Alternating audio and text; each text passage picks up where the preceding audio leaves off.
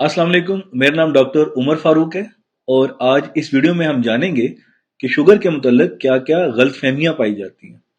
Sugar के मुतल्लिक पाई जाने वाली गलत फहमियों की वजह से शुगर के मरीज अपने इलाज में कोताही करते हैं, जिसकी वजह से उनकी शुगर बिगड़ जाती है और उनके दिमाग, आंखें, दिल, गुर्दे और आसाबी तौर पर कमजोरी वाक़ होती है। शुगर के मुतल्लिक पाई जाने वाली 10 गलत फहमियों का जिक्र इस वीडियो में हम करेंगे। मुझे शुगर कैसे हो सकती है? बाज़ अफराद के खून में शुगर की मिकदार जब खाली पेट 126 से ज़्यादा आती है और खाना खाने के बाद 200 से ज़्यादा आती है, लेकिन वो इस बात को मानने के लिए तैयार नहीं होते कि मुझे शुगर है। वो सोचते हैं कि मैं दुबला पतला हूँ, मेरी उम्र कम है या मेरी फैमिली में आज तक किसी को शुगर नहीं है, तो मुझे शुगर कैसे हो सकती है? जबकि ऐसा नहीं है।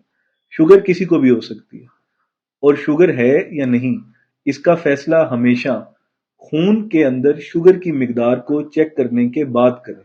और शुगर किसी को भी हो सकती है, बच्चों में भी और बड़ों में भी। मरीज शुगर की दवाई का आदी हो जाता है। शुगर एक ऐसा मर्ज है जो सारी उम्र साथ रहता है और इसकी दवाई को सारी उम्र खाना पड़ता है। लेकिन मरीज ऐसा सोचते हैं कि अगर मैंने एक बार शुगर की दवाई खाई तो मुझे शुगर की दवाई सारी उम्र खानी पड़ेगी। जबकि शुगर मर्ज ही ऐसा है कि अगर एक बार हो जाए तो ये सारी उम्र साथ रहता है और इसकी दवाई को सारी उम्र इस्तेमाल करना पड़ता है।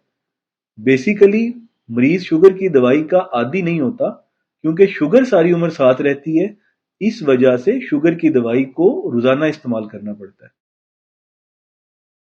शुगर की अद्वियात के इस्तेमाल से गुर्दे और मैदा खराब होता है। शुगर की अद्वियात के इस्तेमाल से गुर्दा खराब नहीं होता। मरीज ऐसा सोचते हैं कि अद्वियात के इस्तेमाल से गुर्दे खराब हुए, जबकि शुगर गुर्दों की खराबी का बायस बनती है और शुगर की वजह से गुर्दे प्रोटीन लीक करने लग जाते हैं और गुर्दे फेल भी हो सकते हैं। शुगर की अद्वियात के इस्तेमाल से मैदा खराब नहीं होता, बल्कि शुगर मैदे की सुस्ती का बायस बनती है और मैदे पे बोझ रहना और खुराक का देर से हजम होना शुगर की अलामतों में से है। तो शुगर के मुतालिक पाए जाने वाली गलत फहमी कि शुगर की अद्वियात के इस्तेमाल से गुर्दे और मैदा खराब होता है, ऐसा हरगिज नहीं है। बल्कि शुगर हमारे गुर्दे और मैदे को खराब करती है। ना सिर्फ गुर्दे और मैदे को, बल्कि हमारे दिमाग, आंख, दिल और आसाबी कमजोरी का भी बायस बनती है। मुझे शुगर महसूस नहीं होती। शुगर के बहुत सारे अफराद जो अपनी शुगर की अद्वियात का इस्तेमाल कर रहे होते हैं, अक्सर अद्वियात का इस्तेमाल इसलिए तर्क कर देते हैं कि मुझे शुगर महसूस नहीं होती। या वो ऐसा सोचते हैं कि जब शुगर ज्यादा होती है तो मुझे महसूस हो जाती है, मेरे हाथ पांव जलते हैं, आंखें बोझल होती हैं या सर बोझल होता है, तो उस दिन मैं शुगर की दवाई खा लेता हूं और रूटीन में मैं शुगर की दवाई का इस्तेमाल नहीं करता हूं। यानी कि वो अपने एहसासात पर यह फैसला करते हैं कि आज शुगर ज्यादा है या कम है। ऐसा करना हरगिज मुनासिब नहीं है। शुगर कम है या शुगर ज्यादा है, इसका फैसला शुगर को चेक करने के बाद किया जाएगा और शुगर को सिर्फ महसूस करने पे शुगर की अद्वियात को खाना या तर्क कर देना हरगिज गलत है। मीठी चीजें खाने से शुगर होती है, जबकि ऐसा नहीं है। मीठी चीजें खाने से डायरेक्टली शुगर नहीं होती।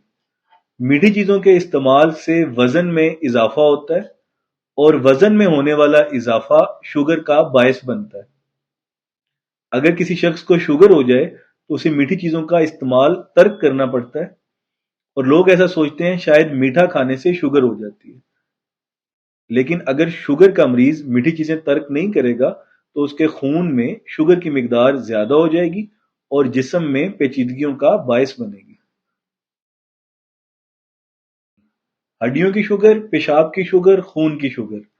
क्योंकि शुगर के मरीजों के हड्डियों में दर्द होता है, पेशाब बार बार आता है और खून में शुगर की मिकदार ज्यादा हो जाती है, तो लोग ऐसा सोचते हैं कि शायद हड्डियों की शुगर, पेशाब की शुगर और खून की शुगर होती है, जबकि ये शुगर की इकसाम नहीं है। शुगर की कुल 4 बड़ी इकसाम है। टाइप 1 डायबिटीज मेलाइटस, बच्चों की शुगर। टाइप 2 डायबिटीज मेलाइटस, बड़े अफराद की शुगर। गेस्टेशनल डायबिटीज मेलाइटस, हामला खवातीन की शुगर। اور اسپیسیفک ٹائپ آف ڈائبٹیز، خاص قسم کی شوگر جو ادویات کے استعمال یا کچھ بیماریوں میں ہوتی ہے۔ انسولین آخری حل ہے۔ انسولین شوگر کنٹرول کرنے کا بہترین ذریعہ ہے۔ انسولین شوگر کنٹرول کرنے کا آخری حل نہیں ہے۔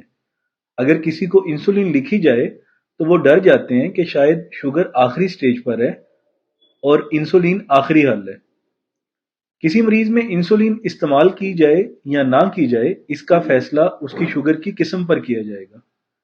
بچوں میں پائے جانے والی شوگر ٹائپ 1 ڈائبٹیز ملائٹس اور حاملہ خواتین کی شوگر گیسٹیشنل ڈائبٹیز، ان دونوں کے اندر ہمیشہ انسولین کا استعمال کیا جائے گا۔ جبکہ ٹائپ 2 ڈائبٹیز ملائٹس، بڑے افراد کی شوگر، اس کے اندر گولیوں کا استعمال بھی کیا جا سکتا ہے اور انسولین کا انجیکشن بھی شوگر کنٹرول کرنے کے لیے استعمال کیا جا سکتا ہے۔ تو ہمیشہ یاد رکھیں کہ انسولین کا استعمال آخری حل ہرگز نہیں ہے۔ انسولین بہترین ذریعہ ہے شوگر کو کنٹرول کرنے کا۔ انسولین کے استعمال کے ساتھ پرہیز کی ضرورت نہیں ہے۔ انسولین شوگر کنٹرول کرنے کا بہترین ذریعہ ہے، لیکن پرہیز کو جاری رکھنا پڑے گا۔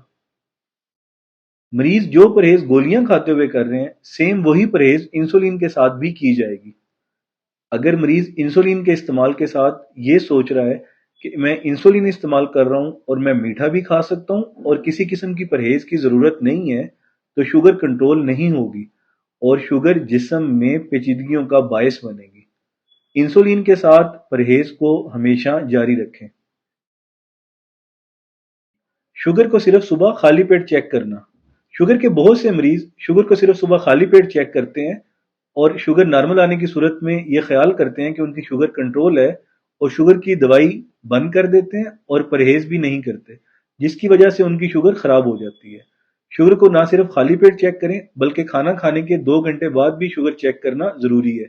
شوگر کو جب بھی چیک کریں تو ایک کاغذ پر لکھ لیں اور ڈاکٹر کے پاس جاتے ہوئے اپنے شوگر کا ریکارڈ ساتھ لے کر جائیں۔ تو شوگر کو خالی پیٹ چیک کریں اور کھانا کھانے کے 2 گھنٹے بعد بھی لازمی چیک کریں۔ کڑوی چیزوں کا استعمال یا شوگر کا کورس کرنے سے شوگر ختم ہو جاتی ہے۔